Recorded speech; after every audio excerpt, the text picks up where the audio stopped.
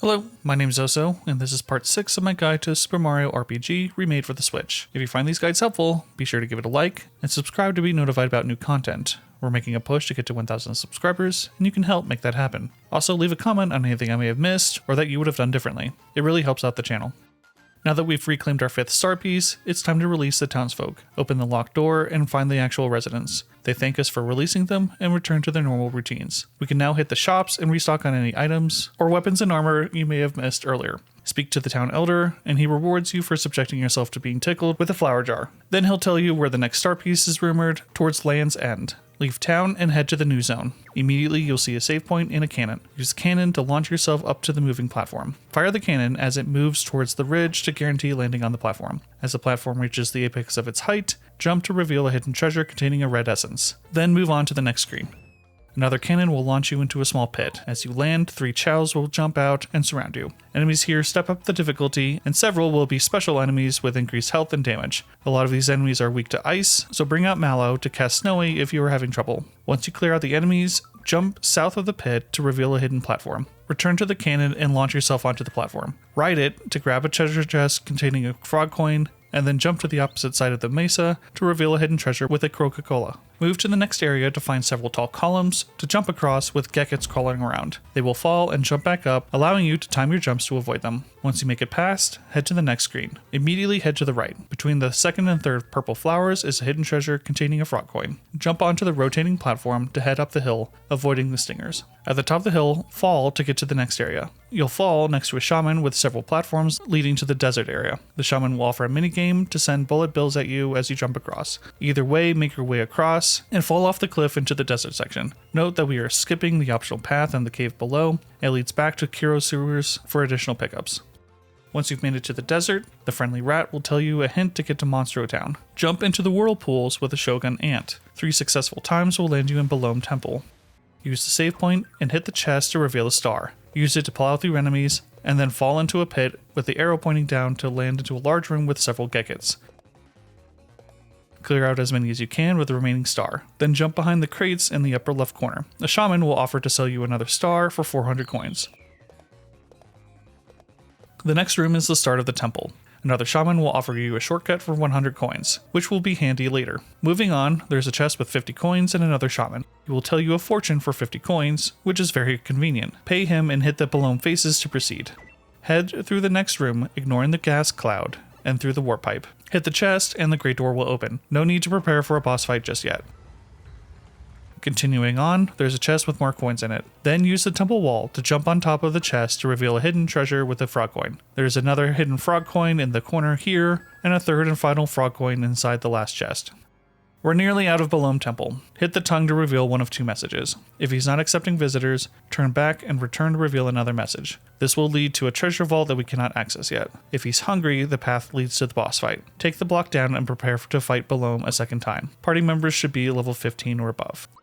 Belome 2 plays out a lot like before, but with a new trick up his sleeve. He will eat a party member at random, then make a clone out of them. The clone will have the same traits as your party member. Unfortunately, Belome is no longer weak to lightning attacks, so I recommend having Peach in either Geno or Bowser. Belome will put party members to sleep as he builds his army of clones, and Peach with a safety badge will keep the party awake. Belome is susceptible to poison gas if you want to inflict a status effect. Otherwise, ignore any clones that Belome may create and focus damage on him. He doesn't have that much health and should go down relatively quickly. His clones automatically die once Belome is gone. A switch will appear to continue forward. Head down the warp pipe to finally make it to Monstro town. This is a town of reformed monsters. Head into the first door to speak to Monster Mama, who tells you that she has a star piece upstairs. Head upstairs to find out that she's referring to a star slab. You can talk with a mimic to find out how many hidden treasures are left. Talk with Monster Mama again, and a squadron of paratroopers will fly in and offer a way up to Bean Valley. Head to the next door, noting a key up above. The Chow will reveal your record for super jump. He will reward you for getting over 30 and 100 jumps in a row respectively. Talk to the Thwomp a total of 7 times. Then head back outside to find that the key has dropped from the cliff. Pick it up, we'll be using it soon. The third black door holds the secret boss. You need the shiny stone that we got from Mulville to open it. Check out the beginning of part 4 of my guide if you need a refresher. We're very underleveled to face off against this boss, so we'll be skipping it for now. Next door is a shop run by one of Bowser's former minions. After a short reunion, the Goomba will offer a weapon and an armor exclusive to Bowser. The final room has a bed, take a nap, and Mario will be visited by 3 ghosts. They will each hide a flag in the world for you to find. Find all 3 and return them for a prize. They are 1. Behind the welcome sign in Rosetown, 2. Between the O and A in Goal in Yoster's Isle, and 3. Underneath at Mario's bed in his pad all the way back at the beginning of the game. The door to the far right is the exit. There's a small room with a flower bush. In the corner is a hidden treasure with a frog coin inside. We'll be skipping Jinx, who's in the door upstairs with another one of Bowser's minions. He has an optional boss fight that gets progressively harder up to 3 times. The only reward is after the 3rd battle, and we're underleveled for that right now. Head back the way we came into Balom's temple. Backtrack all the way past the shaman with Balom's face. Grab another note until he's not accepting visitors again. Ride the platform down to enter the treasure vault. Offer the key to the golden statue of Balom. It will eat it and then fly off. Now you can collect the treasure inside. Backtrack up to the shortcut we opened way before. Use the springboard to return to the desert. Head to the upper right and meet with the Paratroopa Squadron. They will provide a path up. Get up in less than 12 seconds and receive a Troopa medal, an accessory that increases damage by 50% and additional speed. Welcome to Bean Valley. Head into the warp pipe to the right to progress. Jump in the corner between the 2 pipes to reveal a hidden treasure with a frog coin. Down the next warp pipe, head into the next one south for a chest with a flower inside. Double back and head north. The next area has 5 warp pipes. These are optional areas that we are going to skip, but you can explore as you wish. Use the save point up north and then proceed forward. You'll see a shy guy watering a baby piranha plant. Engage them into a fight. This is a mini boss called Smilax. As you defeat its heads, the shy guy will return and water it to grow new heads. Use Peach and Mallow for this mini boss. It is weak to ice, but you can also just attack it to preserve flower points for the later fight. Once the 3-headed Smilax are defeated, Mega Smilax will appear. Mega Smilax will attempt to transform your entire party, but Peach with Safety Badge will trivialize this. Use Mallow's Snowy to clear out the 2 attached Smilax and begin wailing on the boss. There isn't much else to say about this mini boss, just attack and heal with Peach. Once Smilax is defeated, the shy guy runs away and leaves a note behind. Interact with the note to pick up a seed. Take the warp pipe that Smilax was just in to come to a small area with a brick block. Hit the brick block to reveal a vine stalk, then jump into the block again to climb up to the new area. Beanstalk is kind of frustrating. It requires very non-intuitive climbing and platforming. Use Mario's shadow to gauge where your position is as you climb. There's only 2 types of enemies here, birdies that are standard mobs who are weak to ice, and big troopas who hit like a boss. Luckily, big troopas take 2 turns to attack and are weak to Mario's jump. You'll come to a crossroads between a green and yellow vine stalk. Take the yellow one and head up. Fully climb the red stalk and reach a flog coin with a moving platform. Then jump to the middle yellow platform. It is possible to jump to the green stalk from here, but we'll make it easier for everyone and jump to reveal a hidden platform. Use the platform to make it to the green stalk and climb up. You'll reach a cloud with 2 chests containing a frog coin and a defense scarf, increasing both physical and magical defense. Drop down and open 2 more chests, each containing a flower. We would have missed these if we had gone up the green vine stalk. Drop down more and land in front of 2 cloudmen. Ignore them for now and use the springboard to head up. Take the left springboard and we finally made it to Nimbus Land. Nimbus Land is a little cloud city and the townsfolk look suspiciously like Mallow. Probably just a coincidence though. We are introduced to the interim football head, Valentina, and her fiance, Tom Brady. Prince Toucan. No. Dodo. Head into the shop to resupply and purchase new weapons and armor for everyone. Remember to sell your old items and the goodie bag if you're running low on coins. Jump onto the boxes behind the counter to reveal a hidden frog coin. Head into the shop in the upper left corner. A sculptor dissatisfied with his life's choices or is yearning for a sense of adventure has incidentally personified our friend Mallow's appearance. We accept our good fortune and agree to his outrageous plan of being dressed as a statue. Inside, we witness firsthand just how much interim football head Valentina loves to look at herself. And while at first it is alarming to see how much gold is being wasted on statues, based on the sculptor's fondness for spray paint and the sound the statues make when knocked by Prince Toucan, these are obviously lead. Clearly, the sculptor is playing the long con on this one, surrounding Valentina with leaden images of herself to slowly poison her. I'm onto you, Garrow. After we are placed on a pedestal, Prince Toucan is tasked with checking the metal consistency of each statue. Perhaps Valentina is suspicious of Gero as well. You'll need to jump to avoid being pecked. Use the musical number as a cue of where when to jump. If you get hit, you'll have to repeat the sequence. Get hit 3 times and you'll enter a battle with him. Successfully dodge and you'll be rewarded with a feather, which drastically increases the speed of the wearer. 2 birdies will also check our metallic consistency before we've had enough and reveal ourselves to be Mario. Fearing that they've damaged Valentina's statue, they leave. We can freely roam around the palace. The enemies in here aren't too bad, but there will be a lot of them. Just watch out for the Orbisons. They are supports who can heal their allies. They are generally weak, but can also be difficult as a special enemy. Use Mario's jump to deal with them. Bowser and Geno can handle most enemies without issue. In the next room, you'll see 3 doors, with the middle one being guarded. Take the furthest right door to eventually come to a chest with a flower. Double back and return to the 3 doors. There's a chest on the top left corner with another flower. Take the left door and head down the staircase. There are 2 hidden treasures containing frog coins. There's a break in the floor paneling to the south. Take the hidden path for the first treasure. The second one is just outside the door. The next room has all of the staff hiding out for an extended lunch break. Talk to them for both a key and a flower jar. Back to the room with 3 doors, head across the hall. This room has a ton of enemies. Clear them out and open the chest for another flower. You'll have to take the long path back to the entrance hall and make your way back to the room with the 3 doors. Engage the big Troopa guarding the center door. The battle has 3 big Troopas, but having both Bowser and Geno, you should be able to clear them before they have a chance to retaliate. Inside, we come across the flying Shy Guy from earlier watering an egg. Bizzo flees, and we talk to the egg to engage. This is Birdo, and we need to break her out of her shell. Use regular attacks on the egg until it cracks open. Birdo has no weaknesses, and her egg attacks can hit pretty hard. If you parry them though, they'll land on the ground. Attack the eggs, and they'll explode, dealing 80 damage to Birdo. However, Bowser, Geno, and Mario are likely to deal more damage, hitting Birdo directly. After enough damage, Birdo escapes back into her shell, and the fight is over. Collect the second key, and move on. There's a pinwheel trying its best to blow you off the ledge, defeated to move past. Jump onto the chest we opened earlier to reveal a hidden frog coin up above. Read the note on the door in the next room to find out that King Nimbus is sleeping. Mallow, now believing in our own hoax, wants to greet the king, but we decide to follow Bizzo instead.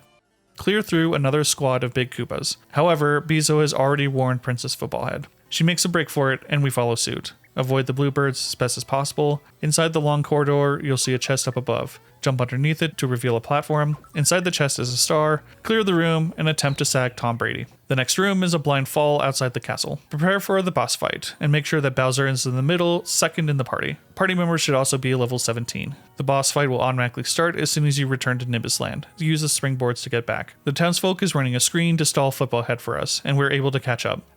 This is Valentina. At some point during the chase, Tom Brady must have done something to her head. It's almost deflated.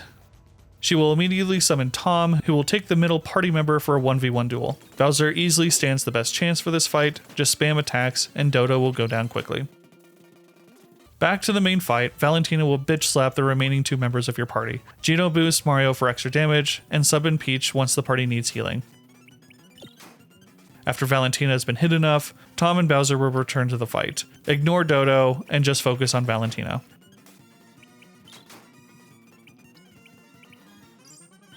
After enough damage is dealt, Tom will carry Valentina out before the refs could even figure out how deflated her head actually was. With Valentina gone, Mallow goes to rescue the king and queen. Still under the delusion that they are his parents, but due to the fame and notoriety of Mario and crew, King and Queen Nimbus are starstruck and are willing to play along. They suggest that a star may have landed in the nearby volcano, and perhaps they're thinking that Mallow will be lost in the process. And yes, we are continuing on. Thank you for all those who have made it this far. Be sure to like, subscribe, and comment. It really does help the channel. Fastest way out of the castle is through the back. In the long corridor, the chest has been refilled with a flower. Jump off the ledge, then head back to Nimbus Land. Head to the far right side of the cloud, and eventually you'll find a hidden pathway where Bizzo is hiding. Talk to him, and he'll give you fertilizer. We're going to make a quick detour before entering the volcano. Head back to Rosetown, and walk past the next screen to a lone house. Talk to the Hermit Toad, and he'll talk your ear off about the seed and fertilizer we just picked up. Give him both, and watch as a vine stalk grows out of his house. Head outside, and climb the vine stalk from his chimney. You'll climb up a cloud platform with 2 chests. each containing a lazy shell. The first is Mario's ultimate weapon, increasing his attack by 30. The second is a piece of universal armor, which drastically increases the wearer's defense at the expense of attack and speed. Putting this on Peach will make her nearly indestructible, though it will lower her healing a bit. Head back to Nimbus Land and talk with the guards to gain access to the hot springs. A quick soak will heal everyone to full, then hop off the ledge into the volcano. Everything inside the volcano is weak to ice. Put both Mallow and Peach on the team and give Mallow the feather for a speed boost. Time for a puffball to shine once again. While Snowy uses up a lot of flower points, we should have several flower tabs stocked up for resupply. From the entrance, jump across the rock platforms to find 2 chests containing flowers. Double back and head up to progress. Jump past the enemies into the next area. There are 2 chests containing a flower and 100 coins respectively. The next room has a single chest containing a star. Quickly clear out the enemies in your way for some easy experience. In the next area, you'll see a frog coin floating above a lava pit. Move to the edge of the rock cropping, and then jump into the lava to collect the coin. Mario will leap to safety, taking no damage. The next area has you jump between lava bubbles and has a frog coin up above. Simply walk into the next room, double back, then jump into the lava. Mario will leap onto the platform for you to collect the coin. The next room has more frog coins for you to collect. Continue forward and eventually you'll come to a save point with 2 chests, containing a flower and a frog coin. There is a strumpet in the next room blocking your path forward. Like everything else, it's weak to Mallow Snowy and should go down in 2 hits. Moving forward, face off against a storm pillar that is raining down earth spikes. It is no match against Mallow Snowy. Then clear out yet another strumpet and head into the next area. Here we will meet up with Cindertoad, collect the 100 coins that's in the chest, and follow him into his shop. Restock on anything you may need, especially syrups. You can even spend 30 coins to rest on his bed of crates. He also has new fire armor for anyone that may need it. We're coming up to a boss right now. Mallow and Peach will be key to this fight, and after some notorious platforming, we've made it to the Czar Dragon. Like everything else in here, he's weak to Mallow Snowy. Otherwise, just use Mario's attack and Peach to keep everyone topped off. The boss may summon fire orbs named Helio, which again are weak to Snowy. Deal enough damage to him, and Czar Dragon will fall back into the lava. But he's not finished just yet, as he comes back undead as Zombone. He's no longer weak to Snowy, but is weak to lightning, so pivot to Shocker. This is a very special intensive fight and may require multiple syrups. After enough damage, Zombone will be defeated, and we claim our 6th star piece. I hope you enjoyed this guide. If you did, leave it a like and comment and... Right, we're not done yet. These are the Axem Rangers, 100% legally distinct from the Power Rangers. Working with the Smithy gang, they've stolen our star piece. We chase them all the way back out of the volcano and into their Megazord. Axe ship. This fight can be very tricky. They have 5 party members to our 3, and while it's tempting to cast a bunch of AoEs, it's better to pick them off one at a time. Party members should be level 18 or higher for this fight. Use Bowser for his high damage and health, and Peach for support. Each member of the Axem Rangers is unique. Pink is their support healer, black is fast and attacks twice, red is their leader and all-arounder, green is their spellcaster who will cast AoEs and debuffs, and yellow is the fat one. All 5 will attack first before we get to respond. Immediately prioritize Pink first, since she will heal any damage you deal to any other party members and is the weakest of the 5. You can use Bowser's poison gas to debuff everyone except for Yellow to get some tick damage going. It shouldn't take long for her to tell Red that her makeup is running, which, yep, that's a thing. And she'll be out for the rest of the fight. Next, focus on either black or green. I chose black because I didn't like his shades, which he tells Red broke once he's defeated. Personal victory. With 2 down, things become significantly easier. You can even use the Starry Shell Spike for big chunk damage to the remaining Rangers. Green is exceptionally weak to normal attacks and tells Red he has a headache once he's defeated. This leaves Yellow and Red left. Yellow has pretty good defenses, but is weak to Mario's jump. He'll tell Red that he's hungry once he's defeated. This only leaves Red left. Make sure everyone's topped off before defeating him. He does have the most health out of the 5, but the chip damage from poison gas will take its toll.